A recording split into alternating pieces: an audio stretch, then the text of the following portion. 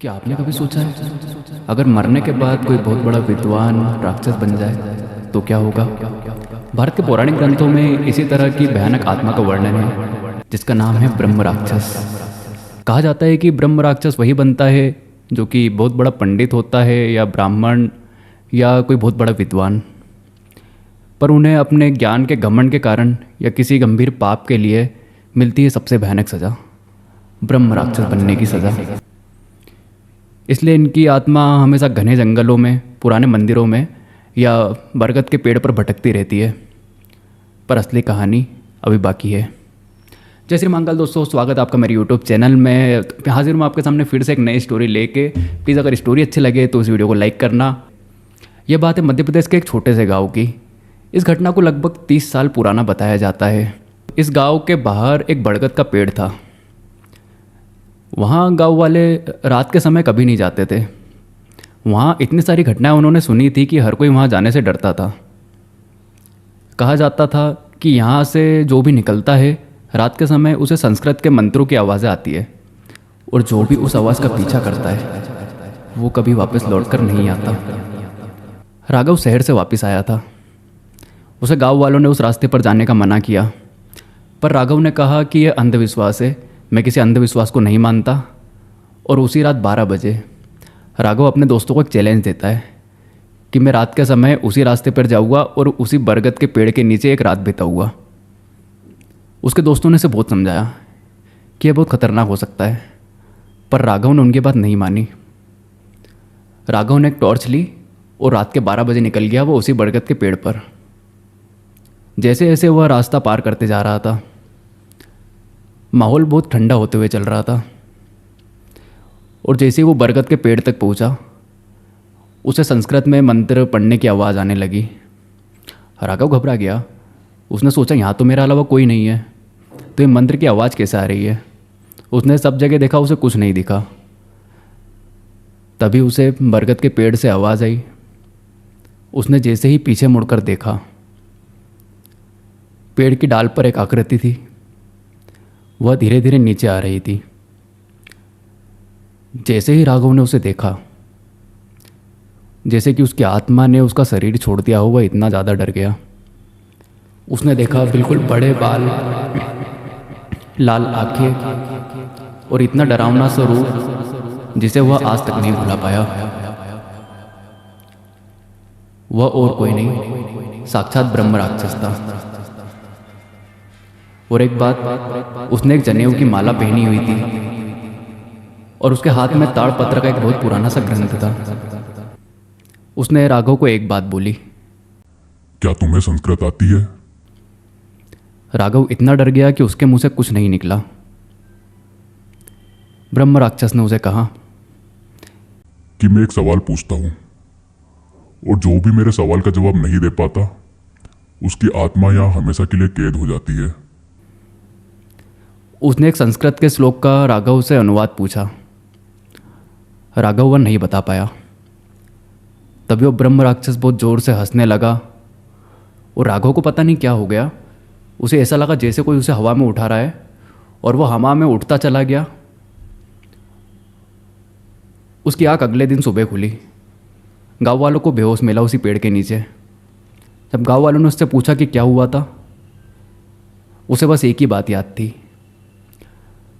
ब्रह्म राक्षस ने उसे एक चेतावनी दी थी कि मुझे मुक्ति वही दिला सकता है जो कि मुझसे भी बहुत बड़ा विद्वान हो, और उसके लिए राघव को कुछ करना पड़ेगा, नहीं तो वो राघव की आत्मा को कैद कर लेगा। इस घटना के बाद राघव को घर लाया गया। उससे बहुत लोगों ने बात करने की कोशिश करी, पर वह किसी से बात करने को तैयार नहीं था। वह पूरे दिन एक सदमे में रहा। सबको लगा कि शायद खतरा टल चुका है,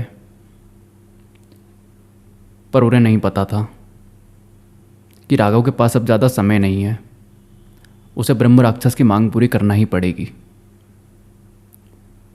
उसी रात राघव को एक सपना आया। सपने में ब्रह्म राक्षस आया और उसे कहा, तेरे पास सिर्फ 30 दिनों का समय है। 30 दिनों के समय में तूने बड़े विद्वान को नहीं ढूंढा तो मैं तेरी आत्मा को कैद कर लूंगा। इसे मेरी आखिरी चेतावनी समझना। राघव चीख कर उस सपने से उठा। उसके माता पिता आए। उन्होंने उससे पूछा कि क्या हुआ। राघव ने बताया कि मुझे सपने में ऐसा दिखा। उसके माता पिता बहुत परेशान हो गए। उन्हें लगा कि कहीं वो अपने बेटे को खो ना दे, इसलिए वह जगह जगह चक्कर लगाने लगे। बहुत साधु महात्माओं से मिले, पर सबका एक ही जवाब था, ब्रह्म राक्षस से पंगा लेना किसी के बस की बात नहीं है। वह इतनी बड़ी शक्ति है कि कोई उसे काबू नहीं कर सकता है। पर उन्होंने हार नहीं मानी। वो अपने प्रयास में लगे रहे। जब इस बात को 15 दिन पूरे हो चुके थे, तब एक साधु बाबा राघव के घर पर आए। उनकी माता घर से बाहर आई। साधु बाबा ने पूछा कि मैं यहाँ से निकल रहा था और मुझे आपके घर से कुछ नकारात्मक ऊर्जा का आभास हुआ है, सब कुछ ठीक है?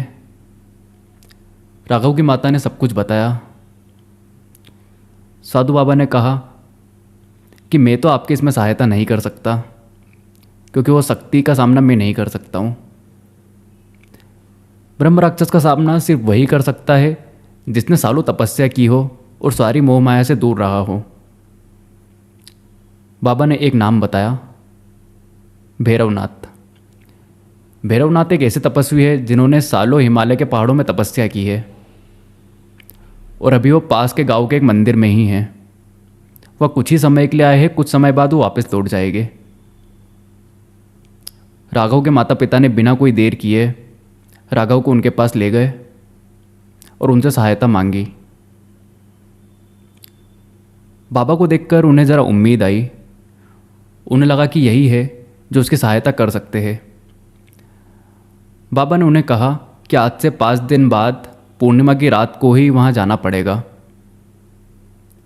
उसी दिन ब्रह्म राक्षस की शक्ति सबसे कमज़ोर होती है। उसी रात तपस्वी जी राघव को अपने साथ ले गए उस बरगद के पेड़ के नीचे।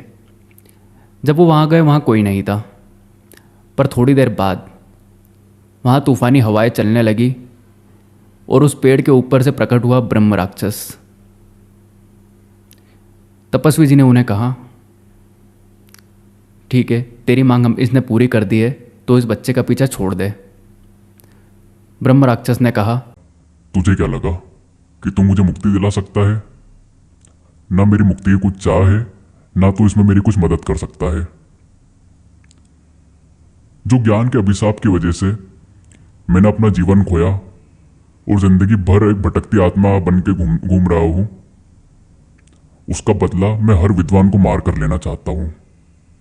इसका तो मैंने सिर्फ इस्तेमाल किया है ताकि तू यहां आ सके और मैं तुझे मार सकूं।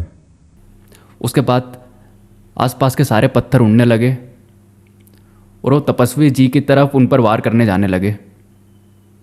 पर उनके नज़दीक जाकर ही सारे पत्थरों ने अपना रास्ता बदल लिया। ब्रह्म राक्षस ने बहुत कोशिश करी, पर वो उनका कुछ नहीं बिगाड़ पाया। तभी पेड़ पर से एक टहनी उतरी और वो तपस्वी जी के ऊपर बढ़ने लगी। तपस्वी जी हटे, पर उनके हाथ में चोट आ गई। उन्होंने क्रोधित होकर ऐसा मंत्र पढ़ा कि ब्रह्म राक्षस पीछे वाले पेड़ से जाकर चिपक गया और उन्होंने कहा, तेरे पास आखिरी रास्ता है।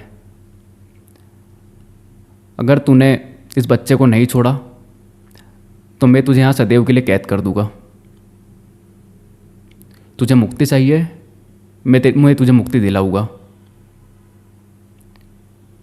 ब्रह्म राक्षस ने अपनी हार स्वीकार कर ली और वो मुक्ति के लिए तैयार हो गया। तपस्वी जी ने कहा कि कल के दिन मुझे यहाँ 21 पंडितों के साथ एक हवन करना पड़ेगा। उस हवन के बाद तुझे मुक्ति मिल जाएगी। ठीक ऐसा ही हुआ। अगले दिन पंडित जी ने वह हवन किया। वह हवन पूरे 11 घंटे तक चलता रहा और आखिरकार ब्रह्म राक्षस को मुक्ति मिल गई और राघव को आज़ादी। राघव के माता पिता ने तपस्वी जी का शुक्रिया किया। उन्हें ऐसा लगा कि साक्षात तपस्वी जी भगवान के रूप में आए हैं। जहाँ वो सोच रहे थे कि वो अपने बेटे को खो देंगे, तपस्वी जी ने उन्हें बचा लिया। सो गाइस, इस तरह हमारी आज की स्टोरी ख़त्म होती है। स्टोरी पसंद आई है तो वीडियो को लाइक कीजिएगा, और आपको इसी तरह की सुपर नेचुरल स्टोरीज़ पसंद है तो इस चैनल को सब्सक्राइब कीजिए और बेल आइकन प्रेस कीजिए ताकि आप मेरी कोई भी वीडियो मिस ना करें। Thank you.